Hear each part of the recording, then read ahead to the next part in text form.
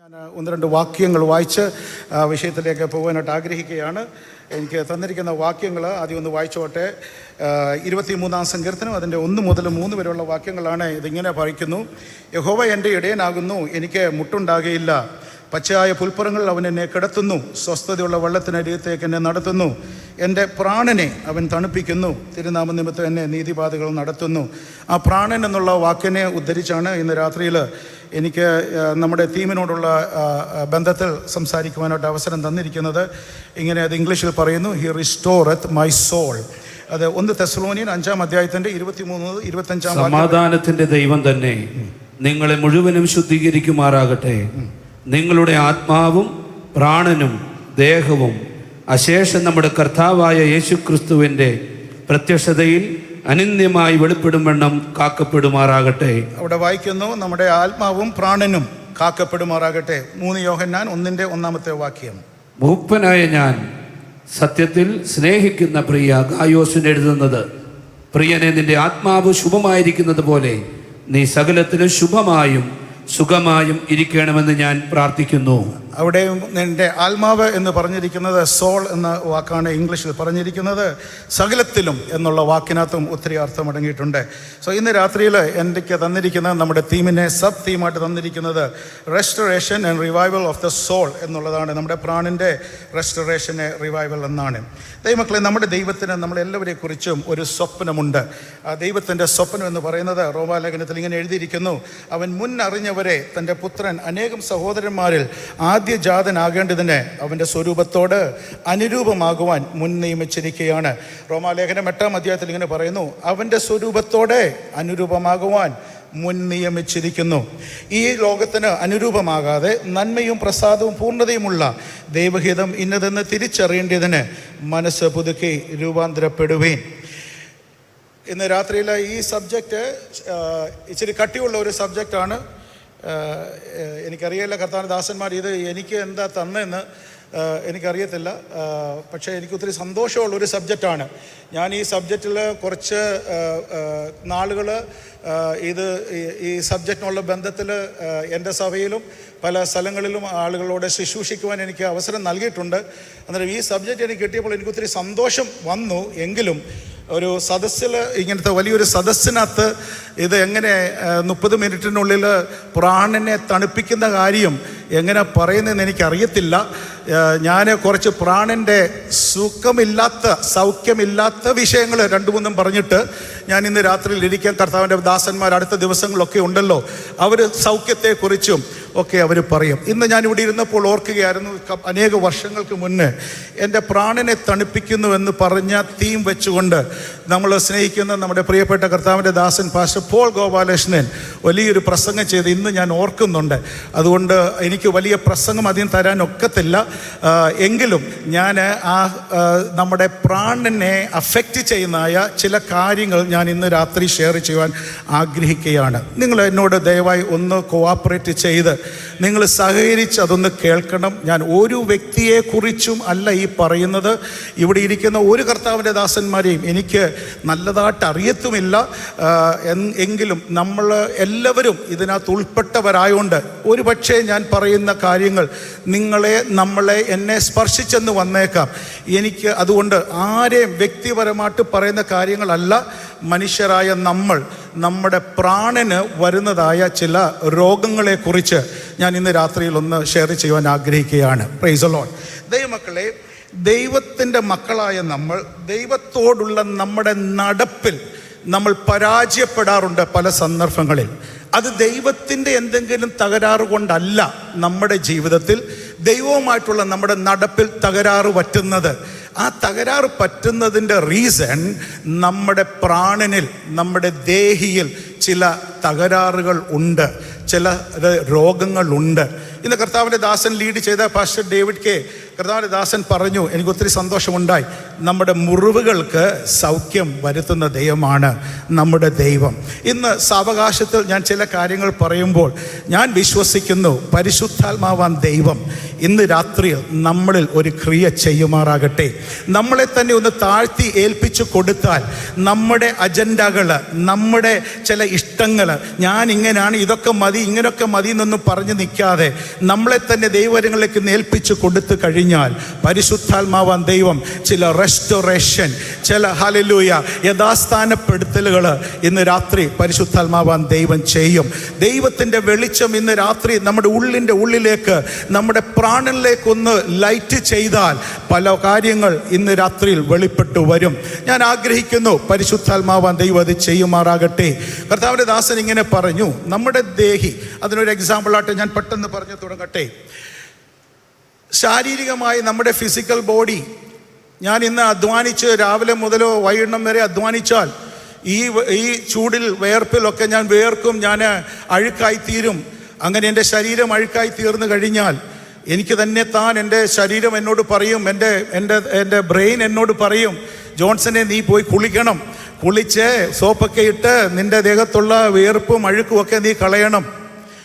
ഞാൻ ഇനി അധ്വാനിച്ചു, ഞാൻ അങ്ങാപ്പാടെ ടയേർഡായി, ഞാൻ ഇനി വളരെ ആഗ്രഹത്തോടെ ഈ മീറ്റിങ്ങിൽ കടന്നു വന്നാലും എനിക്ക് എൻ്റെ ശരീരം വളരെ ക്ഷീണിതനാണെങ്കിൽ എന്ത് പറ്റും? ഞാൻ ജസ്റ്റ് ഒന്ന് ഇരുന്ന് കൊടുത്താൽ മതി, അറിയാതെ എൻ്റെ കണ്ണുകൾ അടയും. കാരണം എൻ്റെ ശരീരത്തിന് കുറച്ച് റെസ്റ്റ് വേണം. കർത്താവിന്റെ ദാസൻ പറഞ്ഞു, മുറിവേറ്റ് കഴിഞ്ഞാൽ, എൻ്റെ കൈ ഒന്ന് മുറിഞ്ഞാൽ എനിക്ക് കുറച്ച് കുഴമ്പ് തേച്ച് എണ്ണ തേച്ച് ഒരു ബാൻഡേഡൊക്കെ വെച്ച് ചെയ്യാം. പക്ഷെ അത് ഇച്ചിരൂടെ ആഴമുള്ള ഒരു മുറിവാണെങ്കിൽ ഒരു ഡോക്ടറെ അടുത്ത് ചെന്ന് ഡോക്ടർ ഇത് കുത്തിക്കെട്ടി അത് ശരിയാക്കി തരും. ഇനി അതിനേക്കാൾ ആഴമാണെങ്കിൽ എൻ്റെ അസ്ഥികൾ ഒടിഞ്ഞിട്ടുണ്ടെങ്കിൽ അതിനും ഡോക്ടറിന് അതിനെ ചികിത്സിക്കുവാനുള്ള കാര്യങ്ങളൊക്കെ ഉണ്ട്. അങ്ങനെയെങ്കിൽ ഞാൻ ചോദിക്കട്ടെ, നമ്മുടെ പ്രാണൻ അഴുക്കായാൽ ഏത് സോപ്പിട്ട് കുളിച്ചാൽ എൻ്റെ പ്രാണന് ശുദ്ധമായി തീരും? എനിക്ക് എൻ്റെ പ്രാണൻ ക്ഷീണിച്ചാൽ, എവിടെ കടന്നുറങ്ങിയാൽ, ഏത് മെത്തേ കടന്നുറങ്ങിയാൽ, ഏത് വീട്ടിൽ കടന്നുറങ്ങിയാൽ എൻ്റെ പ്രാണന് അല്പം ആശ്വാസം ലഭിക്കും. എൻ്റെ പ്രാണന് മുറിവേറ്റാൽ ഏത് ഹോസ്പിറ്റല്, ഏത് ഡോക്ടർക്ക്, ഏത് മരുന്നിന് എന്നെ സൗഖ്യമാക്കുവാനായിട്ട് കഴിയും, എൻ്റെ പ്രാണനെ സൗഖ്യമാക്കുവാനായിട്ട് കഴിയും. ഇന്ന് രാത്രിയിൽ പരിശുദ്ധാത്മാവാൻ ദൈവം ആ അമാനുഷികമായ ഒരു ശക്തി, ദൈവത്തിൻ്റെ ആ സൂപ്പർ നാച്ചുറൽ ശക്തി അയച്ച ഈ ഹോളിനകത്തും എന്നെ കേൾക്കുന്ന, എന്നെ കാണുന്ന, ഭവനങ്ങളിൽ നിന്ന് ശ്രദ്ധിക്കുന്ന നിങ്ങളുടെ ജീവിതത്തെയും സൗഖ്യമാക്കുവാൻ എൻ്റെ ദൈവത്തിന് കഴിയും. നമ്മൾ വിശ്വസിച്ചാൽ, നമ്മളെ തന്നെ വിനയത്തോടെ താഴ്ത്തി ഏൽപ്പിച്ചു കൊടുത്താൽ, നാളുകളായി നമ്മളെ ബന്ധിച്ചുകൊണ്ടിരിക്കുന്ന ബന്ധനങ്ങള്, ഭാരങ്ങള്, പ്രയാസങ്ങള്, ശത്രുവിൻ്റെ സകല കള്ളത്തരങ്ങളും ഇന്ന് രാത്രി ഇവിടുന്ന് മാറുവാനായിട്ട് കഴിയും. അത് ദൈവത്തിന് മാത്രമേ കഴിയുകയുള്ളൂ. Price the Lord, hallelujah. ഞാൻ നിങ്ങളോട് ഒന്ന് രണ്ട് കാര്യങ്ങൾ, ശത്രുവിൻ്റെ കള്ളത്തരങ്ങൾ ഞാനൊന്ന് ഷെയർ ചെയ്യുവാൻ ആഗ്രഹിക്കുകയാണ്. ദൈവമക്കളെ, നമ്മുടെ ജീവിതത്തിൽ പോരായ്മകളൊക്കെ ഉള്ളൊരു മനുഷ്യരാണ്. ഈ നയമാന്, ബൈബിളിൽ നയമാൻ എന്ന് പറയുന്നൊരു വ്യക്തിയെക്കുറിച്ച് നമുക്കറിയാം, നമുക്കെല്ലാവർക്കും അറിയാം. അദ്ദേഹം വലിയൊരു മൈറ്റി വാരിയറാണെന്നാണ് പറഞ്ഞിരിക്കുന്നത്. ആ രാജ്യത്തെ ഒരു സേനാധിപതിയാണ്. കാണാനൊക്കെ നല്ല യോഗ്യനായിരിക്കാം, അവന് നല്ല ഹൈറ്റ് കാണാം, നല്ല 6 ആബ്സൊക്കെ കാണാം, മസിലും നല്ല ജ്ഞാനിയൊക്കെയാണ്. പ്രത്യേകിച്ച് ആ യൂണിഫോം ഒക്കെ ഇട്ട് അങ്ങോട്ട് എഴുന്നേറ്റ് നിന്ന് കഴിഞ്ഞാൽ ആ ആർമിയിലല്ലാത്തൊരു സല്യൂട്ട് അടിക്കും. അങ്ങനത്തെ ഒരു വ്യക്തിത്വമാണ് നയമാൻ. ഏത് അമ്മ കണ്ടാലും ആ അമ്മ വിചാരിക്കൂടെ, എൻ്റെ മോക്ക് ഈ മനുഷ്യനെ കിട്ടിയായിരുന്നെങ്കിൽ എന്ത് നല്ലതാണെന്ന്. അങ്ങനത്തെ ടൈപ്പ് മനുഷ്യനാണ്. അവനൊരു വാറിയറാണ്, രാജാവിൻ്റെ വലിയ ആള്. പക്ഷേ ഈ നയമാൻ്റെ ഭാര്യയ്ക്കും ഈ നയമാൻ്റെ വീട്ടിൽ ഇവൻ്റെ ഉടുപ്പ് കഴുകുന്ന പെങ്കൊച്ചിനും വേലക്കാരിക്കും വേറെ ആർക്കും അറിയാൻ വയ്യാത്ത ഒരു സീക്രട്ട് അറിയാം. എന്താണ്? ഈ യൂണിഫോമിൻ്റെയും ഈ വലിയ സ്റ്റാറുകളുടെയും എല്ലാം അകത്തൂടെ പോകുമ്പോൾ ഇവൻ്റെ അകം കുഷ്ഠം പിടിച്ചു കിടക്കുകയാണ്. അവൾക്കറിയാം ഈ കുഷ്ഠം അങ്ങനെ മാറത്തില്ല. എന്നാൽ അധിക നാൾ ഇങ്ങനെ ഈ കുഷ്ഠം, ഈ യൂണിഫോം മറച്ചുകൊണ്ട് ഈ കുഷ്ഠം കൊണ്ടുപോകത്തില്ല. ചില നാളുകൾ കഴിയുമ്പോൾ ഇത് പുറത്തു വരും. അതുകൊണ്ട് അവൾ വിളിച്ചു പറഞ്ഞു, യജമാനനെ, ഇതിനെ മാറ്റാൻ ഒരു വൈദ്യനും ഒക്കത്തില്ല.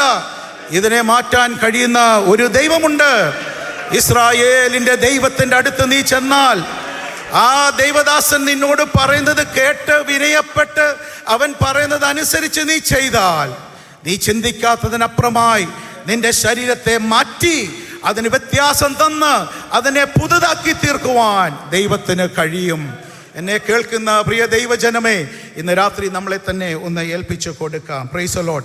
ഞാൻ നിശ്ചയമായിട്ടും ചിന്തിക്കുകയാണ്, വിചാരിക്കുകയാണ്, ഇന്ന് രാത്രിയിൽ പരിശുദ്ധാത്മാവാൻ ദൈവം ഇവിടെ പ്രവർത്തിക്കുമെന്ന് ഞാനത് വിശ്വസിക്കുന്നു. എന്നോട് ചേർന്ന് എത്ര പേര് വിശ്വസിക്കുന്നു പരിശുദ്ധാത്മാവാൻ ദൈവം തൻ്റെ പ്രവൃത്തി ഇന്ന് രാത്രി ഇവിടെ ചെയ്യുമെന്ന്? 2-3 ഏരിയകൾ നമ്മുടെ ജീവിതത്തിൽ നമ്മുടെ പ്രാണന് സൗഖ്യം ഇല്ലാതിരിക്കുന്ന ഏരിയകൾ ഞാൻ പറയുകയാണ്. ഞാൻ ഒന്നുകൂടെ പറയുമ്പോൾ നിങ്ങൾ എന്നോട് ഒന്നും ദേഷ്യം വരരുതേ, കോപിക്കരുതേ. നമ്മളെല്ലാവരുടെയും ജീവിതത്തിൽ വരുന്ന ഒരു കാര്യമാണ്, അത് മാത്രമാണ് പറയുന്നത്. ഒന്നാമത്തത്, പിശാച് നമ്മുടെ ജീവിതത്തിൽ, പിശാചല്ല നമ്മുടെ ജീവിതത്തിൽ അടിസ്ഥാനപരമായി വരത്തക്ക രീതിയിൽ ചില കള്ളത്തരങ്ങൾ, ലൈസ്, ഈ കള്ളത്തരങ്ങളിൽ നമ്മൾ വിശ്വസിച്ചു പോകുന്നവരാണ്. എന്ന് പറഞ്ഞാൽ നമ്മുടെ എല്ലാവരുടെയും ജീവിതത്തിൽ ഈ ലൈസ്, നുണകൾ, കള്ളത്തരങ്ങൾ എന്ന് പറഞ്ഞാൽ നമ്മുടെ ജീവിതത്തിൻ്റെ അടിസ്ഥാനമായി. ഞാൻ പറയുമ്പോൾ ഒരു എക്സാമ്പിൾ തന്നു കഴിഞ്ഞാൽ നിങ്ങൾക്ക് മനസ്സിലാകും. പിശാച്, ലോകം എന്ന് പറഞ്ഞാൽ കൾച്ചർ, പിന്നെ നമ്മുടെ ബന്ധങ്ങൾ, ഈ 3 ഏരിയയിൽ കൂടെയാണ് ഒത്തിരി കള്ളത്തരങ്ങൾ നമ്മുടെ ജീവിതത്തിൽ അങ്ങ് സ്ഥാനം ഏറ്റെടുക്കുന്നത്. ഈ കള്ളത്തരങ്ങൾ നമ്മുടെ കൾച്ചറിൽ കൂടെ ഉള്ളത്, അത് എത്ര നല്ല സംസ്കാരം എന്ന് പറഞ്ഞാലും ആ സംസ്കാരത്തിൽ കൂടെ, പിശാചിൻ്റെ പ്രവർത്തനങ്ങളിൽ കൂടെ, നമ്മുടെ ബന്ധങ്ങൾ, നമ്മുടെ കുടുംബത്തിൽ കൂടെ, കൂട്ടുകാരിൽ കൂടെ, കൂട്ടായ്മകളിൽ കൂടെ ഒക്കെ അവർ പറയുന്ന വാക്കുകൾ, ഏറ്റവും കൂടുതൽ ഞാനിന്ന് പിശാചിൻ്റെയും സംസ്കാരത്തിൻ്റെ എടുക്കുന്നില്ല, ബന്ധങ്ങളിൽ കൂടെ വരുന്നതായ ശത്രുവിൻ്റെ കള്ളത്തരങ്ങളെ ആദ്യം പെട്ടെന്നൊന്ന് പറഞ്ഞ് മുന്നോട്ട് പോകട്ടെ. ഞാൻ ചില മീറ്റിങ്ങുകളിൽ കടന്നു പോകുമ്പോൾ ഞാൻ അവിടെയുള്ള കുഞ്ഞുങ്ങളോട് ചോദിക്കും, മക്കളെ, നിങ്ങളുടെ ജീവിതത്തിൽ അല്ലെങ്കിൽ നിങ്ങളുടെ കുടുംബത്തിൽ, നിങ്ങളുടെ സ്കൂളിൽ അല്ലെങ്കിൽ മറ്റുള്ള കൂട്ടുകാരിലൊക്കെ വെച്ച് നിങ്ങൾ ഇടയ്ക്കിടയ്ക്കൊക്കെ കേൾക്കുന്ന വാക്കുകൾ എന്താണെന്ന് ചോദിക്കും. ഏറ്റവും കൂടുതൽ കുടുംബങ്ങളിൽ നിന്ന്. ഞാൻ പറയുമ്പോൾ തെറ്റിദ്ധരിക്കരുത്, പക്ഷേ എൻ്റെ ജീവിതത്തിൽ ഇത് വന്നു പോയിട്ടുണ്ട്. അപ്പന്മാർ, അമ്മമാർ, അല്ലെങ്കിൽ ചേട്ടന്മാർ, സഹോദരന്മാർക്കൊക്കെ നമ്മൾ ഉദ്ദേശിക്കുന്ന രീതിയിൽ നമ്മുടെ കുഞ്ഞുങ്ങൾ അല്ലെങ്കിൽ നമ്മുടെ സഹോദരങ്ങളൊക്കെ കാര്യങ്ങൾ ചെയ്യാതെ വരുമ്പോൾ നമുക്ക് ദേഷ്യം വരും. അവരോട് കോപം വരും. ചിലപ്പോൾ വളരെ സ്നേഹത്തോടെ പല പ്രാവശ്യം പറഞ്ഞ് ഒരു എക്സാമ്പിൾ, അവർ മുറി ക്ലീൻ ആക്കുന്നില്ല, അവർ ബെഡ് അവർ ശരിയാക്കുന്നില്ല, കഴിച്ച പാത്രം കൊണ്ടുവന്ന് വെക്കുന്നില്ല, കഴുകുന്നില്ല, അഴുക്കാക്കി തന്നെ ഇടുക. ഒരു മാസമായി നമ്മൾ തന്നെ ചെയ്യുന്നു, പുറകെ പോയി ചെയ്യുന്നു, അടുത്ത മാസവും ചെയ്യുന്നു. അത് 5 വയസ്സുള്ള കുഞ്ഞല്ല, 15 വയസ്സുള്ള പയ്യനായിരിക്കാം, അല്ലെങ്കിൽ 25 വയസ്സുള്ള കുഞ്ഞായിരിക്കാം. കുറച്ച് കഴിയുമ്പോൾ നമ്മൾ ടയർഡ് പറയടാ, നിനക്ക് ഗുണം വരത്തില്ല. ഇത് ഒരു പ്രാവശ്യമല്ലായിരിക്കാം പറയുന്നത്, പല പ്രാവശ്യം കാരണം അവന് പല പ്രാവശ്യം ക്ലീൻ ആക്കാതിരിക്കാം. അങ്ങനെ ഇരിക്കുന്ന സന്ദർഭത്തിൽ പല പ്രാവശ്യങ്ങൾ അവൻ്റെ ആയുസിൽ 15ാമത്തെ വയസ്സ് മുതലായിരിക്കാം, നിനക്ക് ഗുണം വരത്തില്ല. അത് എന്നും ഒരു ദിവസമല്ല പറയുന്നത്, ഓരോ പ്രാവശ്യം വീതം പറഞ്ഞാൽ മതി.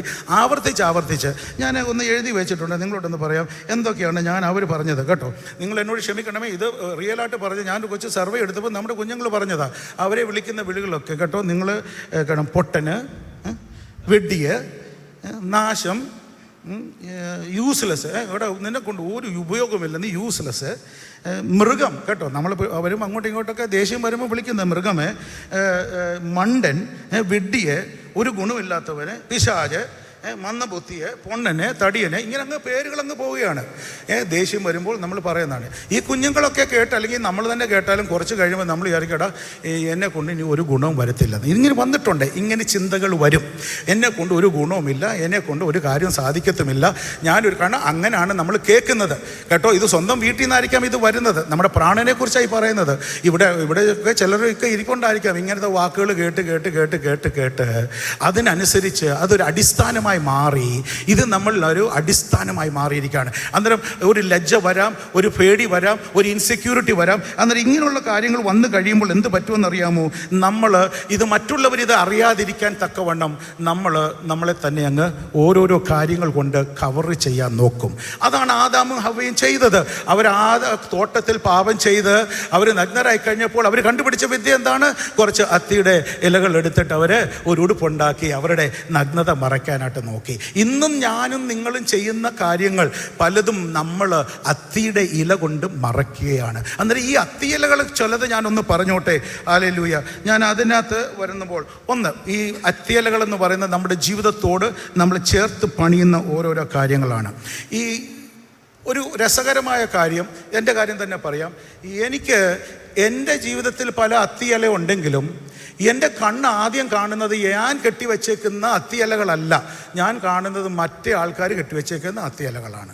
മറ്റുള്ളവരെന്താണ് അവർ കവർ ചെയ്ത് വെച്ചേക്കുന്നത് എന്തോ എനിക്കറിയത്തില്ല. എനിക്ക് എന്നെ കാണുന്നതിനേക്കാളും നല്ലതായിട്ട് അവരെ കാണാം. ഇത് മനുഷ്യന് വരുന്ന ഒരു രസകരമായ ഒരു തെറ്റായ കാര്യമാണ്. പക്ഷേ ഇതേ നമ്മുടെ കാര്യം നമുക്കറിയത്തില്ല. നമുക്ക് മറ്റുള്ളവരുടെ കുറവുകൾ, പോരായ്മകൾ അങ്ങ് വല്ലാതെ നമുക്ക് കാണുകയാണ്. ഇനി ഈ കള്ളത്തരങ്ങൾ അല്ലെങ്കിൽ ഇങ്ങനെയൊക്കെ പേരുകൾ, മുറിവുകൾ, അല്ലെങ്കിൽ റിജക്ഷനുകൾ, ഓരോരോ പ്രശ്നങ്ങൾ വന്നവരുടെ ജീവിതത്തിൽ അവരെ നമുക്ക് പെട്ടെന്നൊന്ന് മനസ്സിലാക്കാൻ കഴിയും കേട്ടോ. ഇനി അതാ പറഞ്ഞാൽ നിങ്ങൾ അങ്ങോട്ടും ഇങ്ങോട്ട് ഈ അച്ഛൻ അങ്ങനെ ഈ അമ്മാമ്മ എങ്ങനെയാണെന്നൊന്നും പറയരുത്.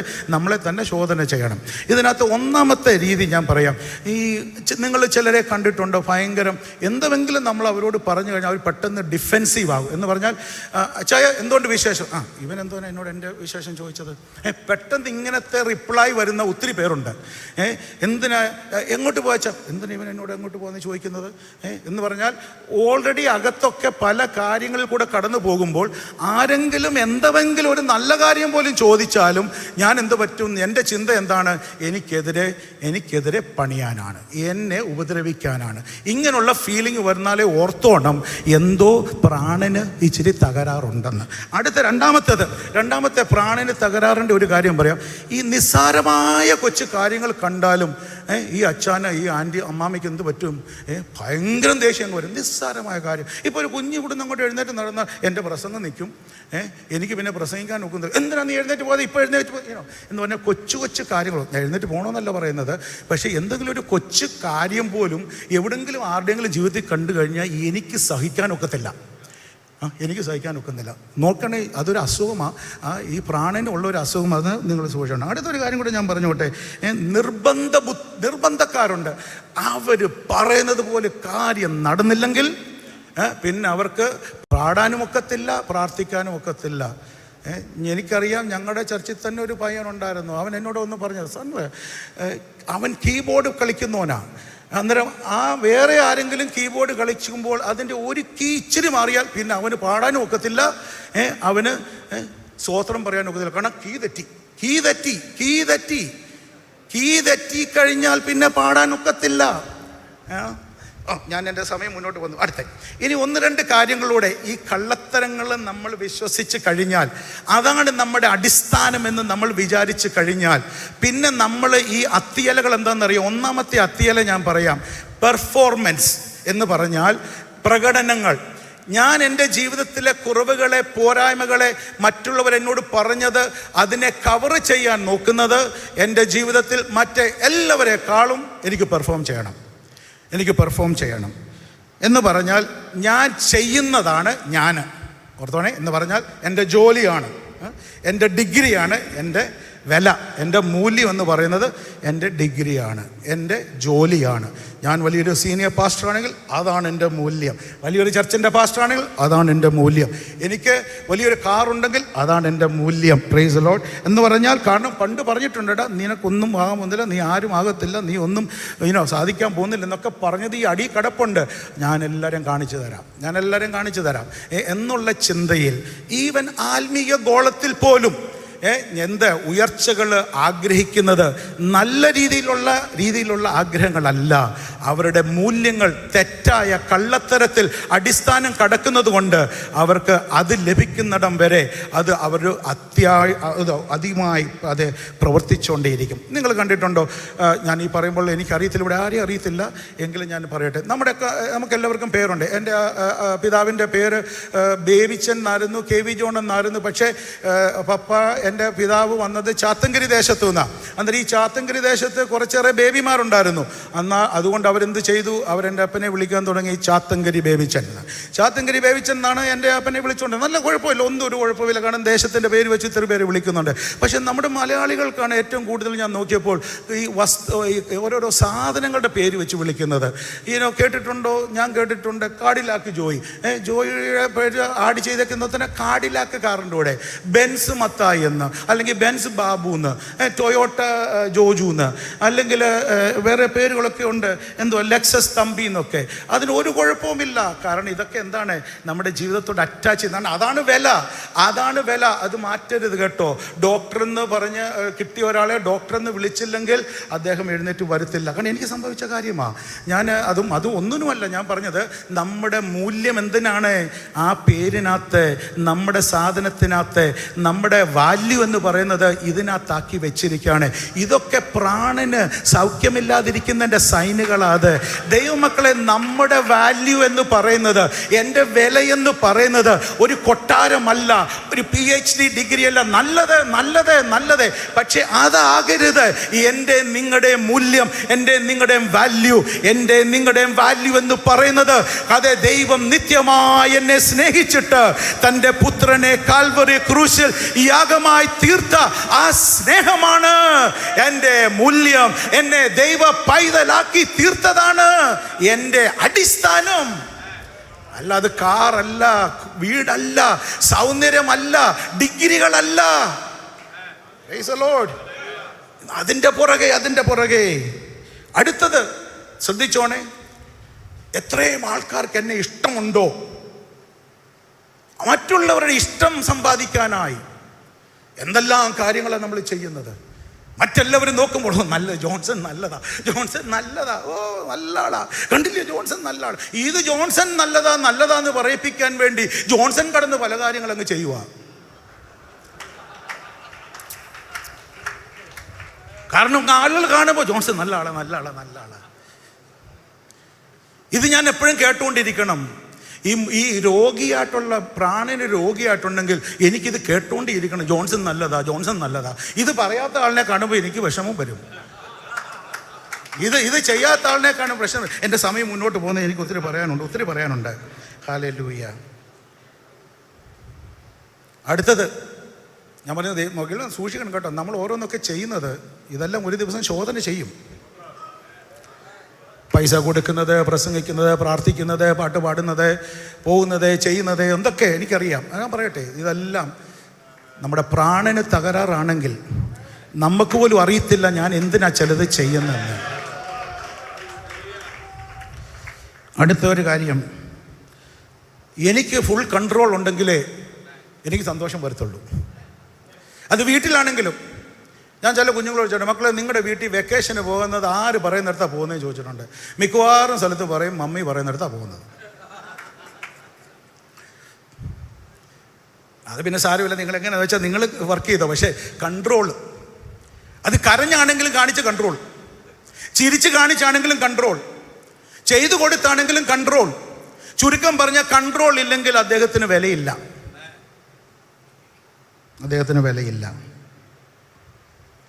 പെട്ടെന്ന് മുന്നോട്ട് പോയിട്ട് എൻ്റെ സമയം പോകുന്നു.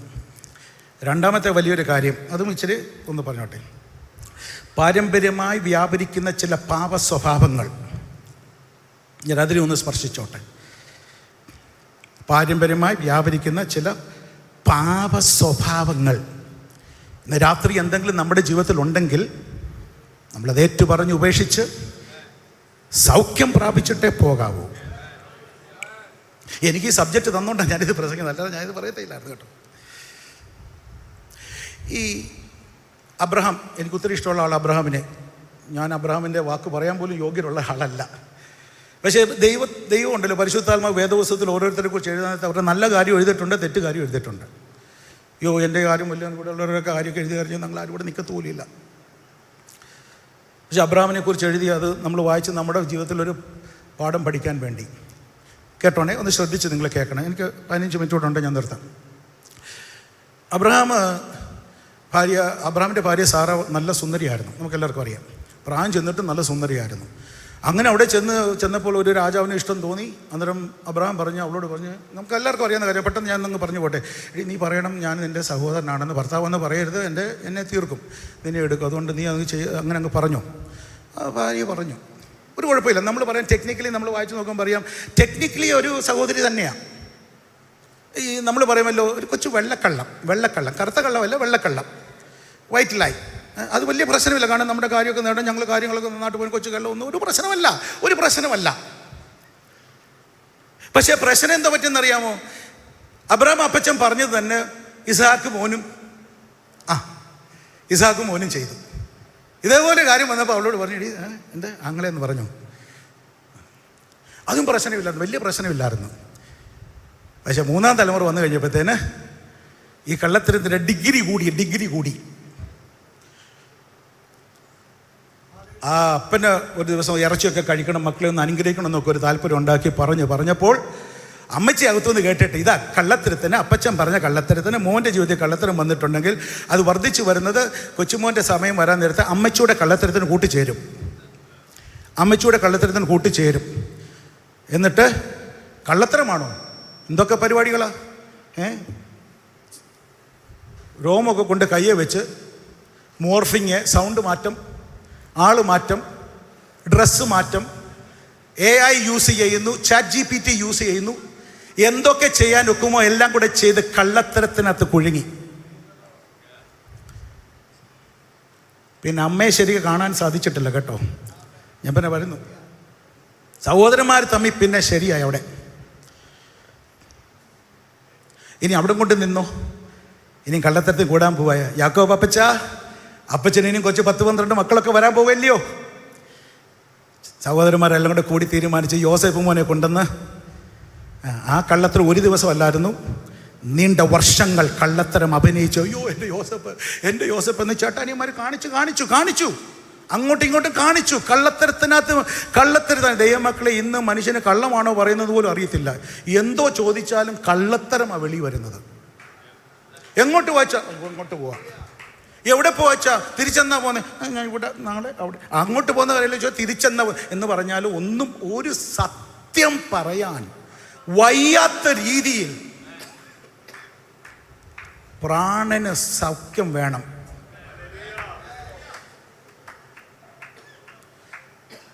ഈ പാരമ്പര്യമായി വ്യാപരിക്കുന്ന പാപശക്തികൾ ഒന്നുകൂടെ പറഞ്ഞോട്ടെ, ഇതിനകത്ത് ഡിവിഷൻ കേട്ടോ. ഈ പ്രാണന് വരുന്ന തകരാറിനെ ഒന്ന് വാക്കട്ടെ.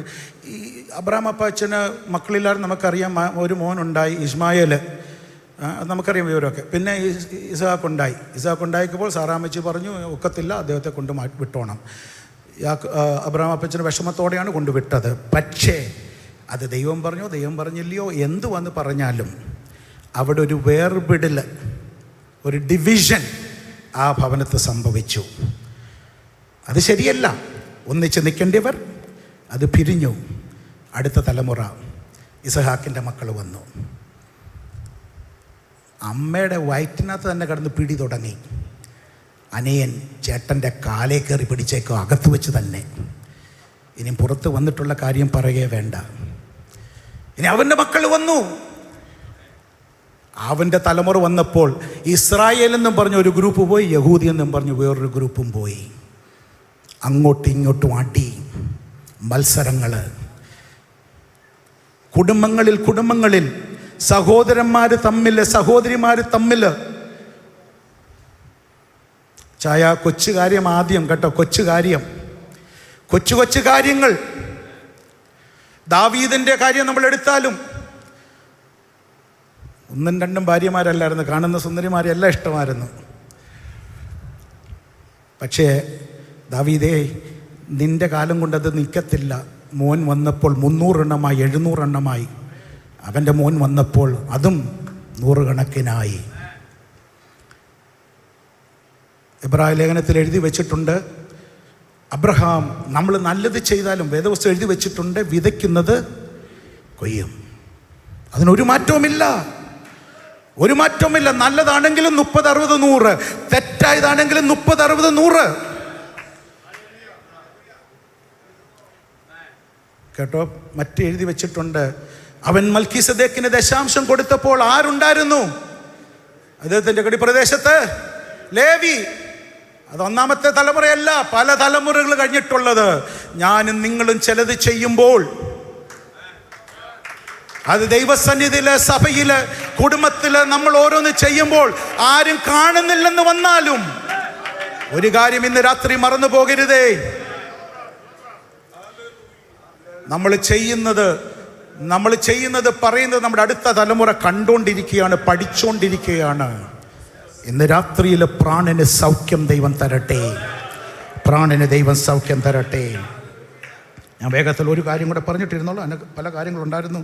ഞാൻ മുന്നോട്ട് പോട്ടെ. അവസാനം ഒരു കാര്യം കൂടെ പറഞ്ഞിട്ട് ഞാൻ എൻ്റെ വാക്കുകളിൽ നിർത്താം. ക്ഷമിക്കുന്നതിനെ കുറിച്ചാണ്. പ്രാണന് സൗഖ്യമില്ലെങ്കിൽ അത് ക്ഷമിച്ചു കൊടുക്കത്തില്ല. ക്ഷമിച്ചു കൊടുക്കാതെ പ്രസംഗിക്കും, ക്ഷമിച്ചു കൊടുക്കാതെ പ്രാർത്ഥിക്കും, ക്ഷമിച്ചു കൊടുക്കാതെ പാട്ടുപാടും. ഞാൻ ചെയ്തിട്ടുണ്ട്, അതുകൊണ്ടാണ് ഞാൻ പറഞ്ഞത്. ഒരു സ്റ്റോറി പറഞ്ഞുകൊണ്ട് ഞാൻ അതിൻ്റെ ആഴങ്ങളിലേക്കൊന്ന് പോട്ടെ. നമുക്ക് ഹെരോദ രാജാവിനെ അറിയാം, അവൻ്റെ ഭാര്യ ഹെരോദിയെ അറിയാം, അവർക്കൊരു മോളുണ്ടായിരുന്നു ശലോമിയെ അറിയാം. രാജാവിൻ്റെ ബർത്ത്ഡേ ആയിരുന്നു. രാജാവിൻ്റെ ബർത്ത്ഡേ എന്നൊക്കെ പറഞ്ഞാൽ നമ്മുടെ ബർത്ത്ഡേ റൂട്ടാണോ? എല്ലാ ദേശത്തിലെ ആൾക്കാർ, മറ്റേ രാജ്യത്തെ രാജാക്കന്മാർ, ഗവർണർ, റോമാക്കാർ, അവരുടെ സെനറ്റർമാരൊക്കെ വന്ന് വലിയ പാർട്ടി, നല്ല ഭക്ഷണം, അങ്ങനെ ഡാൻസുകാരും മ്യൂസീഷ്യൻസും എല്ലാം ഉള്ള സമയത്ത് ഹെരോദാവിൻ്റെ മോള് ശലോമി, ഹെരോദയുടെ മോള് നല്ലാണ്ട് ഡാൻസ് ചെയ്യുന്ന കൊച്ചിന് നല്ല ഒരു താലന്ത് കിട്ടിയിട്ടുണ്ട്. നമ്മളാരും ഡാൻസ് ചെയ്യുന്നവരൊന്നുമല്ല, നല്ലതായിട്ട് ശരീരമൊക്കെ മൂവ് ചെയ്യുകയും അവൾ അങ്ങോട്ട് ഡാൻസ് ചെയ്യാൻ തുടങ്ങി. രാജാവ് എനിക്ക് തോന്നുന്നു ആദ്യമായിട്ട് ഈ കൊച്ചു ഡാൻസ് ചെയ്യുന്നതുകൊണ്ട് രാജാവിൻ്റെ ഹൃദയം അങ്ങ് സന്തോഷിച്ചു. രാജാവ് വിളിച്ച്, ഇച്ചിരി കുടിച്ചിട്ടുണ്ടോ ഇല്ലെന്ന് എനിക്കറിയത്തില്ല, പക്ഷേ കൊച്ചിനെ വിളിച്ചിട്ട് മോളെ എനിക്കിഷ്ടപ്പെട്ടു, ഭയങ്കര ഡാൻസ് കാര്യത്തെയാണല്ലോ, മോളെ നിനക്ക് എന്താ വേണം, നീ ചോദിക്കേ, എൻ്റെ രാജ്യത്തിൻ്റെ പകുതി ഞാൻ നിനക്ക് തന്നേക്കാം. ഈ കൊച്ചു നല്ലൊരു കൊച്ചായിരുന്നു. അവൾ ചെന്ന് അമ്മയോട് ചോദിച്ചു. എത്ര പിള്ളേർ അമ്മയോട് ചോദിക്കുന്നേ? എനിക്ക് അമ്മയോട് ചോദിച്ചു, മമ്മി എൻ്റെ ഡാഡി പറഞ്ഞു എൻ്റെ ഡാൻസൊക്കെ ഒത്തിരി ഇഷ്ടപ്പെട്ടു, എന്നോട് ചോദിച്ചു രാജ്യത്തിൻ്റെ പകുതി പോലും തരാന്ന്. മമ്മി ഞാൻ എന്തോ ചോദിക്കണ്ടേ? അടുത്ത 10 തലമുറകളെ രാജ്ഞികളായിട്ട് തന്നെ ആ ദേശത്ത് ജീവിക്കാനുള്ള സമ്പത്ത്, ധനമേ, മാന്യങ്ങളൊക്കെ കൊടുക്കാൻ ഉള്ള സന്ദർഭത്തിൽ ഹെരോദി എന്താ മോളോട് പറഞ്ഞത്? യോഹന്നാൻ സാബൻ്റെ തല മതി. എന്നോട് ക്ഷമിക്കണം, എനിക്ക് ഒത്തിരി മലയാളം അറിയത്തില്ല, ഞാൻ ചുമ്മാ ചോദിച്ചത് വേണ്ട. ചിലപ്പോൾ വൃത്തികെട്ട വാക്കായിരിക്കാം, പക്ഷേ എന്തിനാ പുഴുങ്ങി തിന്നാനാണോ?